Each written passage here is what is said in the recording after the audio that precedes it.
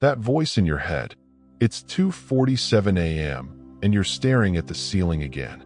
The darkness should bring peace, but instead it amplifies everything. That awkward conversation from yesterday. Why did you say that? Why didn't you say this? Replaying on an endless loop, each repetition digging the groove of anxiety deeper into your psyche. That project deadline looming next week already feels less like a task and more like a monster lurking in the shadows of your calendar. Its presence so heavy you can almost feel its breath on your neck. And then the what-ifs begin their relentless parade. What if this minor health symptom is something serious? What if you're not on the right career path? What if your relationships are crumbling and you're the last to know? This isn't just thinking. This is a storm. A hurricane of hypotheticals and regrets that drains your energy before the day even begins, paralyzes you from taking meaningful action, and systematically steals the present moment, replacing the rich tapestry of now with a barren wasteland of past mistakes and future fears. It's a mental prison where you're both the inmate and the guard, trapped in endless, circular loops of worry that lead nowhere but to exhaustion. And when you dare to voice this struggle, the world offers the same useless platitudes. Just don't think about it, they say with a dismissive wave, as if you've simply forgotten to flip a switch. Just focus on the positive, as if you have a choice in the matter, as if your mind, once captured by this vortex of anxiety, is a simple machine you can power down and reboot at will. This advice isn't just unhelpful, it's insulting. It implies that your suffering is a choice, a failure of willpower, rather than what it truly is, a complex psychological and neurological pattern that has taken root in the very fabric of your consciousness. The command to stop thinking is like being told to stop breathing. It only makes you more acutely aware of the involuntary process, intensifying the very thing you're trying to escape. The switch they speak of is a myth, and being told it exists only deepens the feeling of isolation and personal failure. But what if the solution to this modern epidemic of overthinking wasn't born in a Silicon Valley startup or a recent psychology journal? What if the map to navigate this internal storm was charted not yesterday, but 2,000 years ago? What if it was perfected through fire and blood by a man who knew true pressure, a man who stared down execution orders, endured the bitter sting of exile, and yet maintained a position at the right hand of an emperor, Nero, who was progressively descending into madness and tyranny? Imagine the psychological fortitude required to navigate that daily reality, to offer counsel to a volatile ruler known for murdering his own family, to maintain your principles in a court dripping with intrigue and betrayal, to preserve a clear and focused mind when every whispered conversation could be your last. This was the crucible in which Lucius Aeneas Seneca forged his philosophy. He wasn't a detached academic. He was a man who needed a system to survive, a practical, battle-tested methodology to keep his mind clear and his spirit intact while walking the most dangerous political tightrope imaginable. His writings weren't theoretical musings. They were survival manuals for the soul, and they hold answers we are only now, millennia later, beginning to fully appreciate through the lens of modern neuroscience and psychology. His name was Seneca, Lucius Aeneas Seneca, but to think of him merely as a philosopher would be to fundamentally misunderstand his legacy and his profound relevance to us today, right now, in this moment of quiet desperation. He was, yes, a philosopher of the Stoic school, but he was also a statesman who operated at the absolute pinnacle of power in the Roman Empire, an advisor to the Emperor Nero himself, a dramatist, and a man of immense wealth and influence. Yet, it is perhaps his history's most practical, most battle-hardened guide to achieving and maintaining mental peace that he offers us his greatest gift. While he lived and died 2 millennia ago, his insights into the human psyche were so acute, so timeless, that modern psychology and cognitive science are only now, in the 21st century, beginning to catch up and provide the clinical data to support what he knew through keen observation and brutal personal experience. While we were busy inventing terms for our modern anxieties, Seneca had already developed a complete, holistic, and astonishingly effective system for managing the human mind. A system not of abstract thought, but of daily, actionable practice designed to fortify the spirit against the very storms you are weathering today. Today, in this very session, I am handing you the keys to that system. I am giving you his exact, refined three-step method. This is not an academic lecture on theoretical concepts. This is not a passive history lesson about a long-dead school of philosophy. This is a practical, immediate, and potent battle plan for your mind. A set of cognitive tools you can and will start using before this video even concludes. This is a strategic intervention designed for deployment in the trenches of your daily life, from the moment you open your eyes to a wave of dread to the late-night hours when worry threatens to steal your sleep. By the end of this concentrated 20-minute journey, a brief investment for a lifetime of return, you will have achieved 3 concrete, transformative objectives that will change your relationship with your own thoughts forever. First, you will have identified, with laser-like precision, the specific, repetitive, and insidious thought patterns that habitually hijack your mind and hold your peace for ransom. You will no longer be fighting a vague, foggy feeling of anxiety, but will instead be able to name your adversaries, to see their shapes and patterns clearly, demystifying them and stripping them of their amorphous power. You will create a detailed map of your own mental terrain, understanding exactly where the traps are laid and the ambushes await. Second, you will have constructed robust, resilient mental boundaries that actually work, not flimsy, positive thinking affirmations that shatter under pressure, but intellectual and emotional fortifications built on the unshakable bedrock of a fundamental Stoic principle: the clear-eyed distinction between what is within your sphere of control and what lies forever outside of it. You will learn to erect an inner citadel, a fortress of the mind, from within which you can observe the chaos of external events and internal fears without being overrun by them. And third, and most powerfully, you will have learned the alchemical art of transforming your anxiety from a crippling liability that drains your energy and paralyzes your will into a potent, focused fuel for decisive action and personal growth. You will discover how to harness the intense energy currently wasted on cyclical worry and redirect it into purposeful, constructive steps forward, turning your greatest mental enemy into a source of propulsion. And when you walk away from this, you will not carry just a few fleeting tips. You will possess a complete, integrated, and enduring system, a cognitive operating system, if you will, that you can apply, refine, and rely upon for the rest of your life. This is the legacy of Seneca, and starting today, it becomes yours. But first, you must understand this on a fundamental level and truly let it sink into your bones. The act of overthinking, this relentless mental churning that you blame yourself for, is not your fault. It is not a character flaw, a sign of weakness, or a personal failing.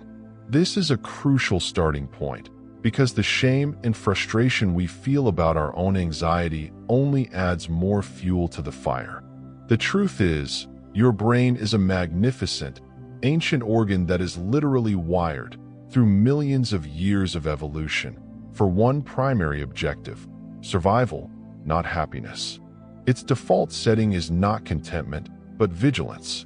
It is a sophisticated threat detection system, meticulously designed by natural selection to constantly scan your environment for danger, to anticipate potential threats before they materialize, and to exhaustively prepare for worst-case scenarios. On the savannah, this hypervigilance was the difference between life and death, spotting the predator in the tall grass, anticipating a rival tribe's ambush, preparing for a harsh winter. The problem is, we've moved from the savannah to the smartphone in a geological blink of an eye. The same neural machinery that once kept our ancestors alive from very real, tangible, and immediate physical threats is now being applied to abstract, psychological, and future-oriented concerns. There are no saber-toothed tigers lurking in your inbox, but your amygdala, the brain's alarm bell, doesn't know the difference. A critical email from your boss, a negative comment on social media, a looming financial decision. Your brain processes these with the same primal urgency as a life-or-death struggle. The result is that this magnificent survival tool, perfectly adapted for a world of physical immediacy, now creates elaborate, persistent, and entirely imaginary monsters. It constructs terrifying futures out of mere possibilities and wages internal wars against phantoms of its own creation, leaving you drained, paralyzed, and exhausted from battles that were never real. The Stoic philosopher Seneca, writing nearly 2,000 years ago, understood this fundamental mismatch between our ancient psychology and the modern human condition better than almost anyone. In his profound letters to his friend Lucilius, he pinpointed the core of our suffering with a stunningly precise observation that echoes through the centuries. We suffer more often in imagination than in reality. Just sit with that for a moment. The pain we endure is frequently not from the events themselves, but from the vast, intricate, and horrifying narratives we build around them in our minds. The anticipated disaster that never comes, the imagined criticism from someone who hasn't given us a second thought, the feared outcome of a situation that unfolds in a completely different way. These are the ghosts that haunt us.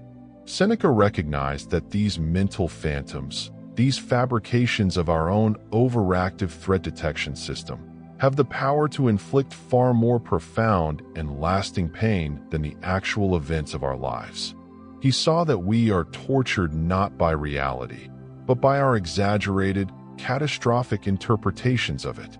The real enemy, therefore, is not the external world, but the internal simulation of suffering that we run on a loop, a simulation that our Stone Age brain confuses for reality itself. So let's begin with step 1, bringing the enemy into the light. This is where we move from passive suffering to active strategy. This is where you transition from being a victim of your thoughts to becoming a commander of your mental landscape. Right now, at this very moment, I want you to physically grab something to write with, a pen and paper, your phone's notes app, anything that allows you to externalize what's happening inside your head. This is absolutely non-negotiable. This is the foundational action upon which everything else will be built. You cannot win a strategic battle against an invisible, formless enemy that shifts and changes in the fog of your own mind. You must force it to take shape, to declare itself on a field of your choosing. The simple act of moving a thought from the chaotic, emotional realm of your mind to the structured, visual realm of paper or screen is the first and most critical act of taking back control. Seneca's first profound insight into managing the human psyche was brutal in its simplicity, yet devastatingly effective. Name your demons. Give concrete shape to your abstract fears.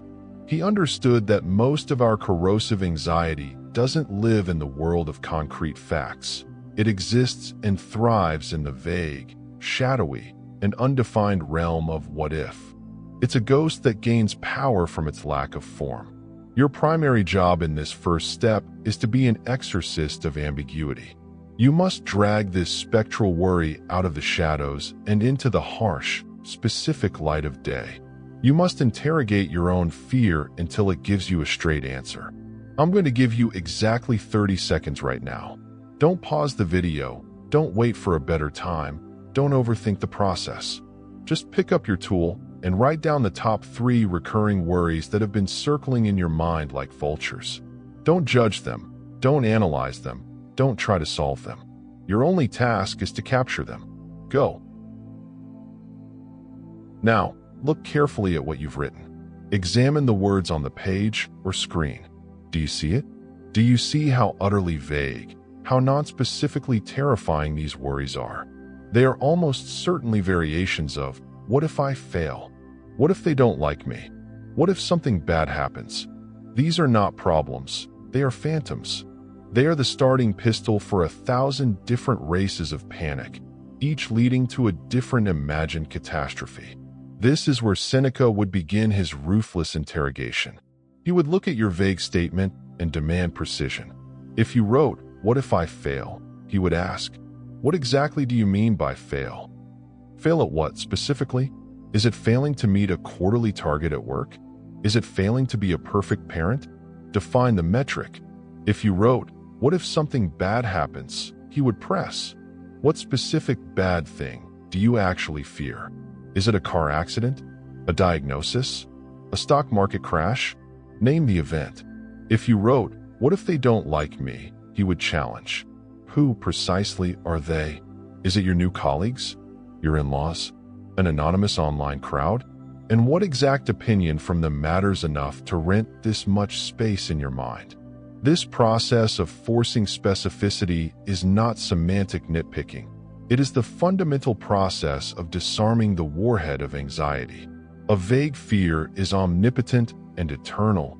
A specific concern is finite and manageable.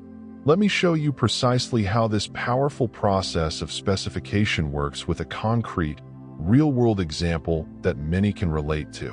Imagine you're dominant. Looping worry is the classic entrepreneur's nightmare. "I'm terrified my business will fail." This statement, as it stands, is a perfect example of a cognitive ghost. It's heavy with dread, but completely lacking in form. It's a dark cloud that hangs over everything, poisoning your motivation and creating a constant background hum of anxiety. It feels overwhelming precisely because it is undefined. Now, watch what happens when we apply Seneca's method of ruthless specificity to this vague monster. We take the word fail, this enormous, terrifying concept, and we force it to define itself. We interrogate it. What does fail actually mean to you in the concrete reality of your daily operations? Does it mean running out of operating cash within the next 3 months? Does it mean losing your 2 most important clients, who currently constitute 60% of your revenue? Does it mean reaching a point where you can no longer afford your single employee and have to lay them off? Does it mean personally having to declare bankruptcy? You must press until you arrive at the specific, tangible scenarios that your mind is actually reacting to. Do you see the profound shift that just occurred? The vague, all-consuming monster of business failure has been decomposed into a set of specific, individual problems. And here is the critical turning point. Problems, unlike monsters, can be addressed. They can be planned for. They can be managed. Running out of cash in 3 months is a financial forecasting problem. Losing my 2 biggest clients is a risk mitigation and client diversification problem. Having to lay off staff is an operational cost structure problem. These are serious challenges, without a doubt, but they are no longer formless demons. They are now items on a strategic agenda. This act of specification is the alchemy that transforms paralyzing terror into a manageable, if difficult, to-do list. Now, we move to step 2, building the boundary. This is where Seneca's practical genius truly shines and separates his philosophy from mere positive thinking. He captured the core of human empowerment in one brilliant sentence. We cannot choose our external circumstances, but we can always choose how we respond to them. The entire goal of this step is to operationalize that insight.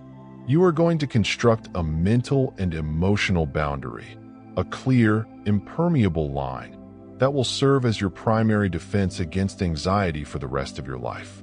This boundary is deceptively simple in concept, but life-changing in application. On one side of this line, you place everything that is within your control. On the other side, you place everything that is definitively not within your control. This is not a fuzzy distinction. It requires brutal, stoic honesty. Your effort? That belongs squarely on the I can control side. The final outcome of your endeavor? That almost always belongs on the I cannot control side. Your preparation, Your research, your dedication to doing good work? Controllable. How other people, clients, competitors, the market, react to your work? Uncontrollable. Your attitude in the face of a challenge? Controllable. The unexpected global event that disrupts your industry? Uncontrollable. So, let's apply this boundary-building exercise directly to one of the specific worries you just wrote down. Take the very first item on your list, the one that feels the most urgent or heavy. Draw a literal line down the middle of your page. It's important to make this visual. On the left side, write the heading, "What I can control." On the right side, write, "What I cannot control." Now, with the specific worry you've defined, begin the work of sorting. You must be brutally honest with yourself. This is not an exercise in wishful thinking. If your worry is about a crucial client meeting, your effort in preparing the presentation is controllable. The client's pre-existing biases or mood on that day is not. Your thoroughness in practicing your pitch is controllable. Whether a competitor has just undercut your price without your knowledge is not. Your attitude of professionalism and calm is controllable. The client's ultimate decision is not. If your worry is about your health, your choice to eat well and exercise is controllable. The genetic predisposition you were born with is not. Your commitment to getting regular checkups is controllable. The specific results of a lab test are not. This act of sorting is not passive. It is an active declaration of your sphere of power. By clearly identifying what is outside your control, you are not giving up. You are ceasing to waste precious mental and emotional energy on a battle you cannot win. And by clearly identifying what is within your control, you are mobilizing all your resources to win the battles you can. You are moving from a state of diffuse anxiety to a state of focused, effective action. This is the foundation of true mental resilience. Finally, we arrive at step 3, the transformation. This is where we perform the ultimate alchemy on your anxiety. Seneca made a crucial observation that changes everything. Anxiety is not some foreign invader. It's simply your own mental energy that has been misplaced. It's your focus, your passion, your vital life force that's being hijacked and poured into the bottomless pit of the uncontrollable. It's like taking the powerful engine of a sports car and using it to spin its wheels uselessly in mud. The energy itself is neutral, even powerful. The problem is entirely where it's being directed. Your task now, your final and most empowering move, is to consciously redirect that stolen energy. Look at the list you've created in your "What I Can Control" column. For every single item on that list, I want you to write down one small, concrete, and immediate action you can take. Not tomorrow, not next week, but today. This is the critical link between insight and results. The action must be so specific and so achievable that it feels almost trivial. If your worry is about business failure, and you identified that you can control your outreach to clients, the action is not get more clients. That's another vague goal. The action is email 3 potential clients before noon. Or follow up with that one lead from last week by 3 p.m. If your worry is about your health, and you can control your diet, the action is not eat healthier. It's pack a healthy lunch for tomorrow instead of eating out, or drink 8 glasses of water today. You are taking the abstract energy of worry and forging it into the solid steel of a single, purposeful action. You are transforming a liability into an asset, a source of paralysis into a source of propulsion. Understand this deeply. What you have in your hands now is not a one-time trick or a quick fix. This is a complete, integrated, and lifelong system for mental management. This is the daily practice that Seneca himself championed, preferably done in the evening as he did, to review the day and prepare for the next. It is a 3-part ritual that takes mere minutes but pays dividends in endless peace and productivity. First, you identify your anxieties and drag them out of the shadows by naming them with ruthless specificity. Second, you perform the sorting ceremony, drawing that clear, empowering boundary between what is within your control and what is not, releasing the latter from your mental burden. Third, and most importantly, you redirect the reclaimed energy into small, immediate, and concrete actions for everything in your control. You are not trying to eliminate worry from your life. That is a fool's errand. You are learning the master skill of transforming it from a cruel master that dictates your state of mind into a servant that fuels your progress. You are changing it from a source of paralysis that locks you in place into a source of power that moves you forward. The voice of anxiety in your head may never go away completely. It is, after all, part of your evolutionary inheritance. But starting today, you have the tools to answer back with authority. You have the framework to look it in the eye and say, with the same clarity as Seneca, this part of the situation is within my control, and this part is not. And for what I can control, I know exactly what small step I will take right now. This is the birth of true agency. Remember, your mind is not your enemy. It is a profoundly powerful tool, but like any sophisticated tool, it requires proper training and a clear manual. Seneca's three-step method has stood the test of 2,000 years not because it is complex, but because it is true and because it works. It has guided statesmen, artists, and warriors through crises far greater than ours. Now, it is your turn. The power to make it work for you, to build a life of less worry and more action, is now literally in your hands. The next time that voice starts whispering at 2 a.m., you will no longer be a helpless victim. You will know exactly what to do. You will not fight it. You will not fear it. You will use Seneca's 3 steps to calmly, methodically, and powerfully transform it into purposeful action. If this ancient system for finding calm and focus resonates with you, if you're ready to take back control of your mental energy, do this now. 1. Like this video and subscribe to the channel. Your likes and subscription tell YouTube's algorithm that this kind of deep, practical wisdom matters. It actively helps us reach more people who are tired of anxiety and ready to build a more peaceful, productive mind. By subscribing, you're ensuring you don't miss our next video, where we'll continue to deconstruct ancient wisdom and turn it into modern-day superpowers. 2. Turn on notifications. We're building a community focused on real growth, not just passive viewing. Be the first to know when we drop new content designed to give you the edge in your life and work. This journey of mastering your mind is built one step, one practice, one insight at a time. Don't stop here. Take the next step. Subscribe now.